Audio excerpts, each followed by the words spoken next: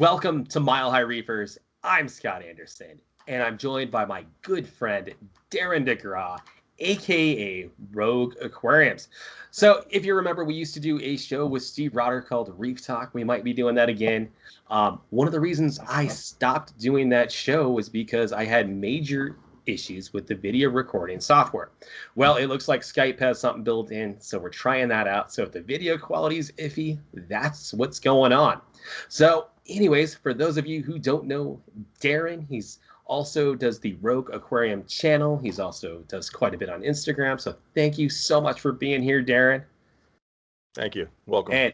And you've got a huge tank build. So I think today might be a great day to talk about big tanks versus small tanks. Why don't you give us a little bit of a quick synopsis on what you're doing right now? Well, right now I'm in the midst of this tank build.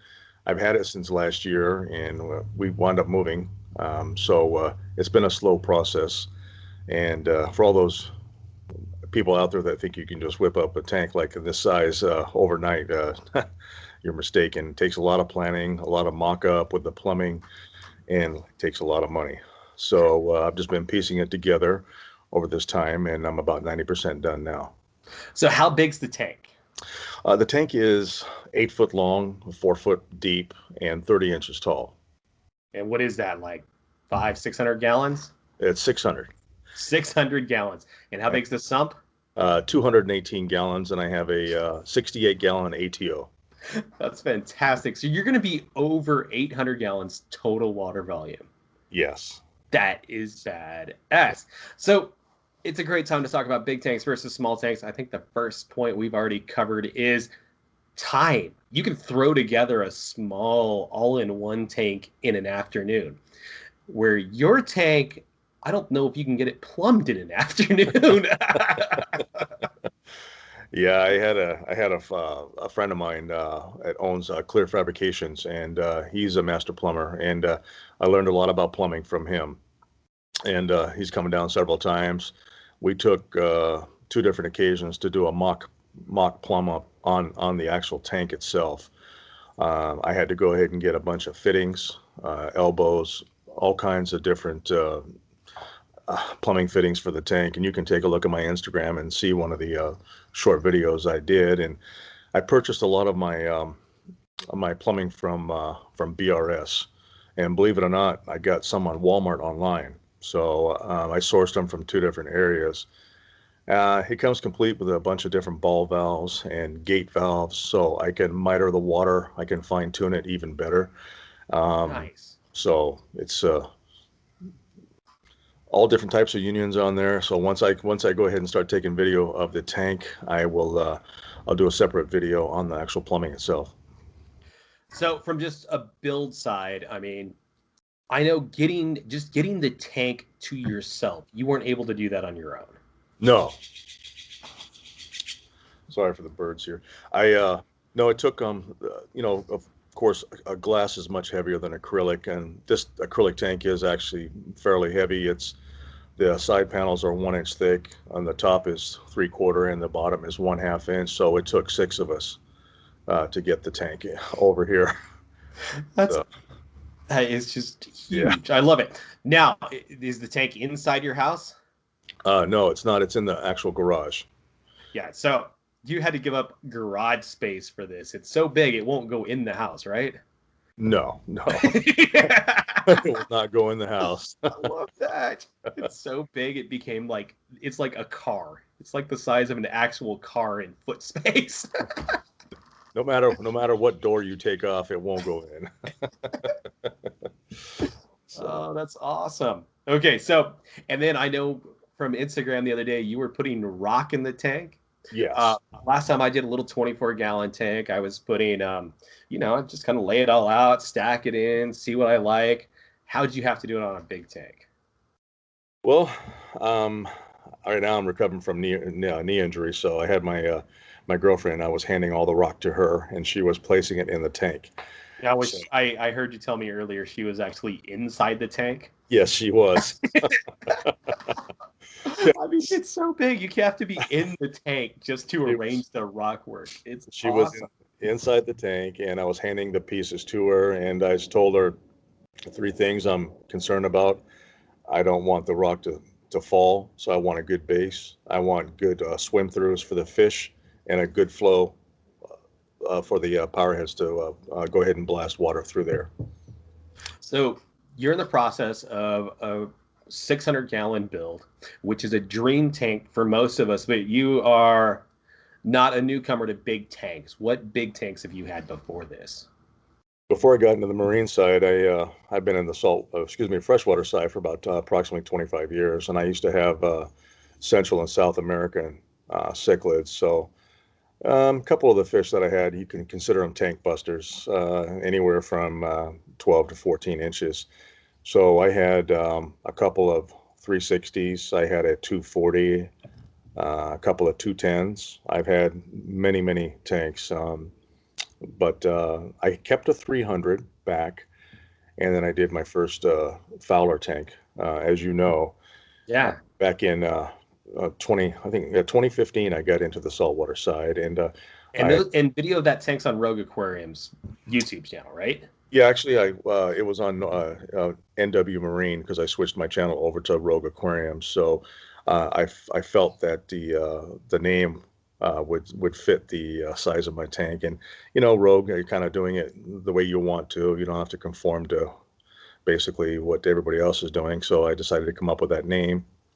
Um, but yeah, I had a 300-gallon, and I turned it into a Fowler, and then I consequently sold that to a buddy of mine who's got African cichlids in it now. So. So you've kept 300s. I know you've also kept some smaller tanks as well. Sure. Um, One of the big things I've noticed with big tanks is once you have them up and running, there's stability. So big tanks are super stable, which is awesome because you don't get the declines as fast. The problem is when they decline, they're a lot harder to bring back. Right. So that's just one of the biggest things I've noticed with big tanks is they're super stable. So when everything's going right, it tends to stay right. But when it goes wrong, and it's so hard to get a big tank back. I guess my tank's a total water volume of 450 gallons. I'm struggling with a bunch of issues. And I have to say that dealing with problems in a small tank is just so much easier than dealing with problems in a big tank. I mean, a couple big water changes on a small tank is just so easy. I mean, on my 24-gallon nano, I mean, a 50% water change is a couple of 5-gallon buckets. Where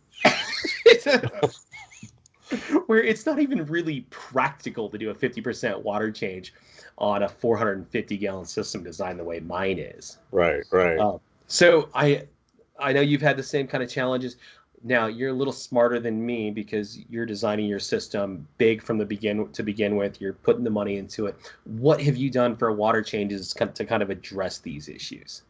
Well, what I've got is I've got two 100-gallon reservoirs, one for freshwater, one for saltwater, and I've plumbed it so I get easy access to the actual ATO and to the sump. I thought about doing an auto water change, but it's just not conducive for me where the tank is located to do that. So yeah, as far as I've got plenty of water I can get to and make up. So I'll probably wind up going and doubling my intake on my RO unit, so I can, instead of doing 100-gallon water a day, I could do 150 or 200. So I can make water faster. But the ATO on the actual system is I think it's 39 and a half by 20 by 20. So it's approximately close to 70 gallons.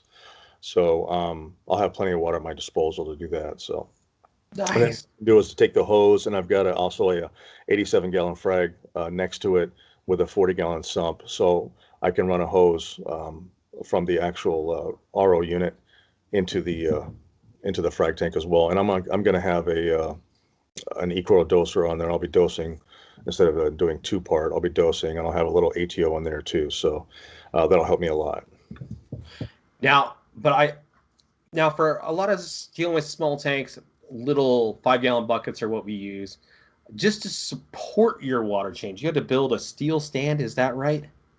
Yeah, the steel stand. I had a friend of mine, Jason, that owns Clear Fabrications. He's in Seattle. Take a look at his Facebook page, his Clear Fabrications. The guy is an excellent welder, and he's been building acrylic tanks for about 25 years now. And um, he takes pride in his craftsmanship. He's really good, and he had a 0% failure rate. But the actual stand itself, yeah, it's really beefy, and I can hold 8 buckets of water underneath the stand, but it'll definitely support both of those big 100-gallon reservoirs. No, not a problem. Yeah, so I mean, I guess that's the first thing with big tanks is just the amount of weight you have to deal with.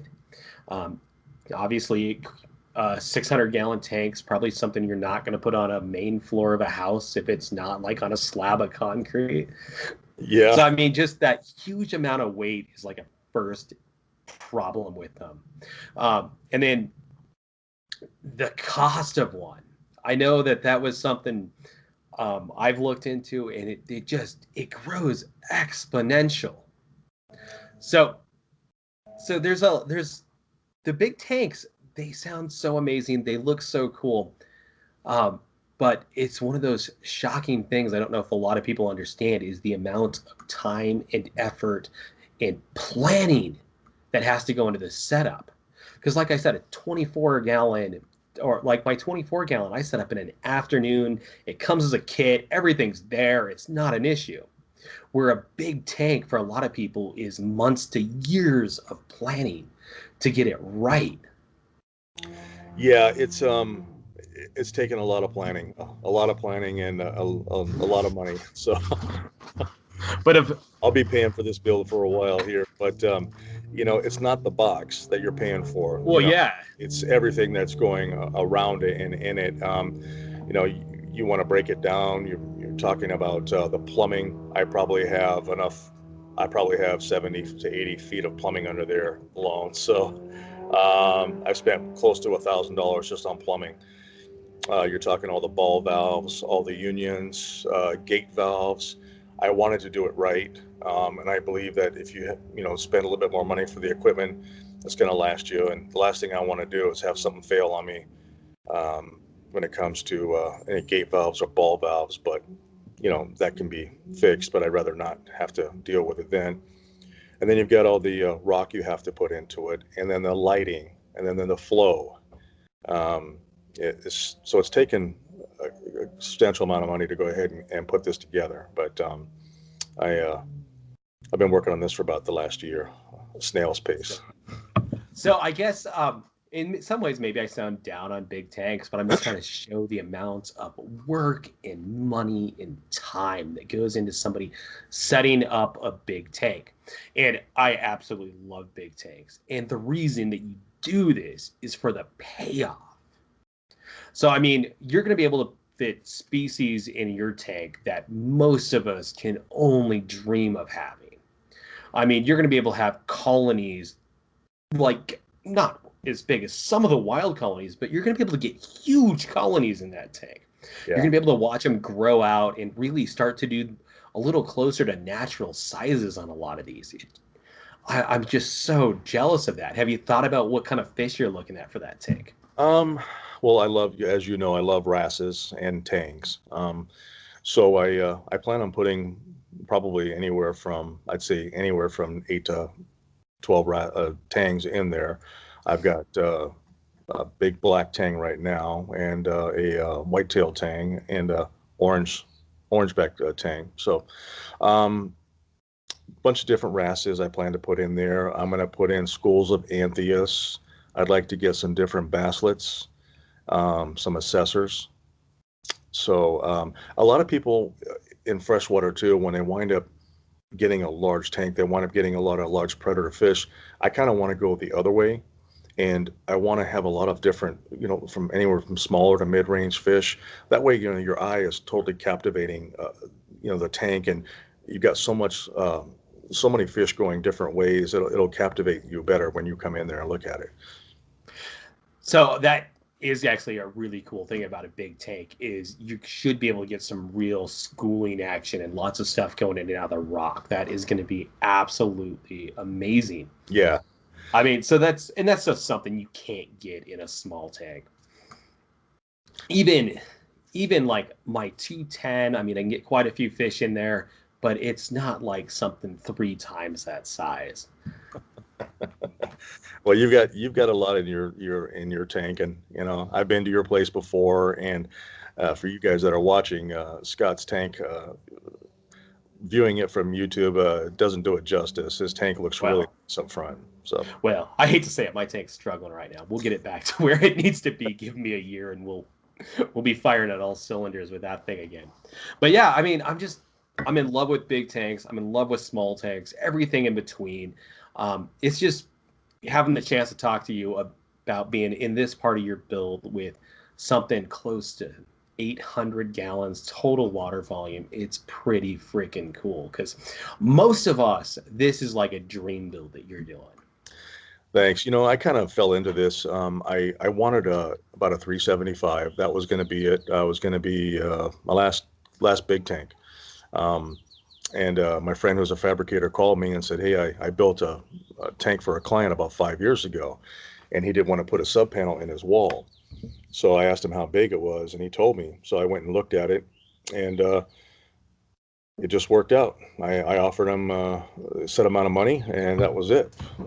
And he, excuse the mosquitoes here, and he took it, and I picked it up, and I wound up putting it in storage until we moved, and then I started the planning stage. I've been working on this since last year, so it's been a little over a year. I've been working on this and trying to get the funds together to get this done. And like I said, it's not the box that you're paying for. It's everything around it. So Did the cost of the tank surprise you? Did you kind of have an idea of what you thought it was going to cost, and now that you're into it, is it surprising you how much it actually costs to build? way over Or way over budget. Yeah. oh, okay, yeah. Yeah. No, I didn't think about that. I looked at the tank and I was like, I gotta have it. So I went ahead and purchased it. But to actually to go ahead and pay for the system now would be double the cost. So I really lucked out on the price, and um, it's all 2-inch tubular steel. The stand is, so and it's sprayed in Linex, so it makes it impervious to salt water. So So I guess another thing I find funny just from talking to you is when I go buy stuff for a tank build, I'm doing smaller stuff. I mean, so I go to a store, I order it, and it comes in a couple of boxes. Your stuff came on a pallet. yes, it did. Yes, it did. I've been working with a couple of companies. Actually, I ordered all the Carib Sea rock, and that came on a pallet. Also, too, I just wanted to let everybody know that Brightwell will be sponsoring this build. So, full disclosure on that. I'm really looking forward to working with them. Jeremy Howell's been up here at my place to take a look at the system, and he really liked it. He's been up here a couple times actually. But I'm looking forward to doing some videos with Brightwell and showing off their product that I'll be using. Excuse me. Man, those Um, mosquitoes. yeah, I'm getting blasted here, but I'm looking forward to using their product and showcasing everything that I'll be using. So Well, that's really cool. Yeah, I really want to do a build like that someday. I'm not sure if I'll ever be able to afford it or have the space. But Darren, we're about almost 20 minutes into this talk, so I think this is a good place to end it. And what do you say we have you on next week and we'll do another show? What do you think? sounds great. All right, man. I'll talk to you later. All right, take care.